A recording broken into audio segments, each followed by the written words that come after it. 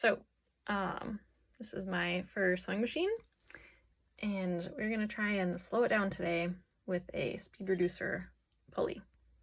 So an issue that a lot of people have when they get started using a first sewing machine, and same problem that a lot of the students had at my first sewing class, was that the machine runs fast and it's hard to control it at first. Once you get started, there's definitely a learning curve.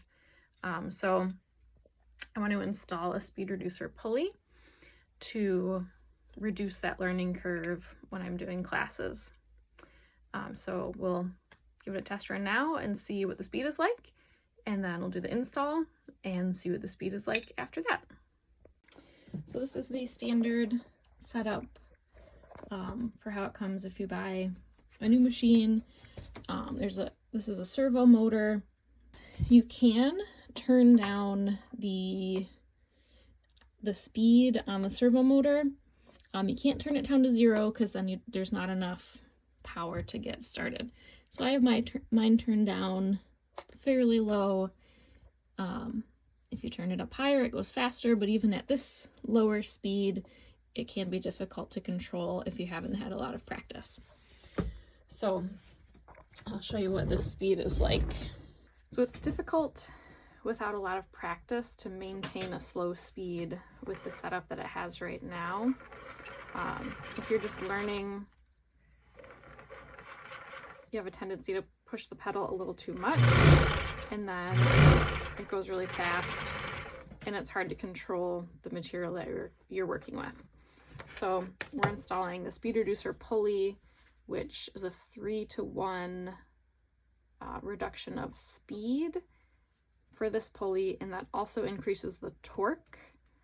So I'll have more punching power, which has really never been an issue, but that also allows it to run with more power at slow speeds. So right now with this motor, it needs a certain amount of power before it'll even start moving the needle, which kind of takes you from like 0 to 60 really fast. And if you listen, I'm going to engage the pedal a little bit. You might be able to hear the motor run, but it won't move the needle. So you can hear the motor there. So the motor's engaging before it has enough power to move the needle, which is what the speed reducer will help with.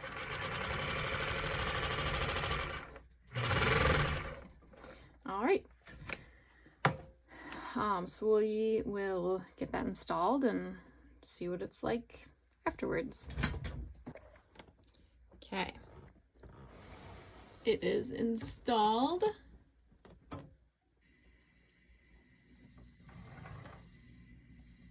And you can see how slow it'll run now.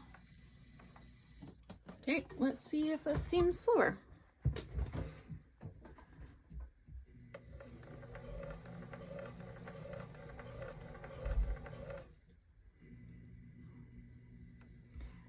I could definitely get it moving slower easier. Before, if I wanted to go this slow, I would have had to get it kind of kick-started with the hand wheel.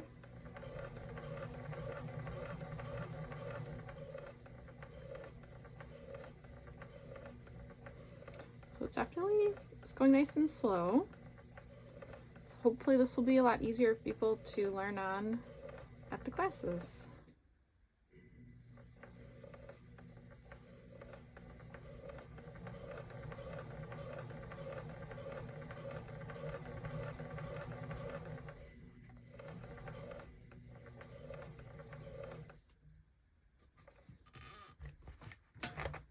And you can see the signs of the struggle there. It was difficult to install. So this is the standalone pulley style speed reducer, and so we had to bolt this to the table, and you can see we had initially put it here, and then I realized that with the pulley that far forward, the belt would rub on this lever that separates the wheels, so we had to move it back. And then we had to move the servo motor so that the wheel on the servo motor would line up with this wheel. And I had to change where that was once. so there was some drilling and re-drilling to get it adjusted. So there's two different styles of speed reducers available from Toledo Industrial Sewing Machines, which is where I got both of the speed reducers that I have. The standalone pulley style and the box style, which I'll show you in a minute. I have the box style installed on my leather sewing machine, and I've had that on there for several years now. So it's been a while since that one was installed. And that one I remember being much easier to install compared to this pulley style. And since I already had the box style, I wanted to try the other one just to see what it would be like. So having done that, I can recommend the box style over the standalone pulley style because the box style was easier to install. So I'll go over there and show you that one. Okay, so this is the box style on my Juki leather sewing machine. This one, so the speed reducer comes with this box attached to the wheels, the pulley wheels, and you remove the servo motor from the table, you bolt the box on in the same holes, and you can see there's room to move it back and forth as needed. So you can line up the small pulley with the belt that goes to your sewing machine, and then you bolt the servo motor on the bottom of the box. And again,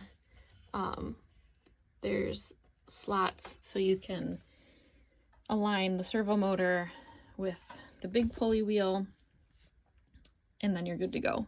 So with this one, he says you usually don't need to drill any new holes, and in my experience, it was way easier to get everything lined up with this style over the pulley style. And part of that is just because it's easier to see vertical alignment of the belts versus on the pulley style, we could eyeball the vertical alignment of the speed reducer, but then the servo motor is behind the speed reducer and it was harder to eyeball the alignment.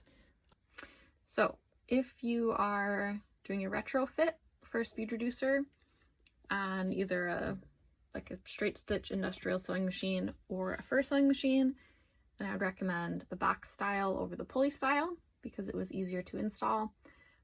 If you're buying a new machine from Techsew, you can request and pay extra to have a speed reducer installed at the factory, at the warehouse, I guess, before they send it to you. That would be the way to go, because then you don't have to spend extra money buying a speed reducer and your time installing it. That's my 2 cents anyway.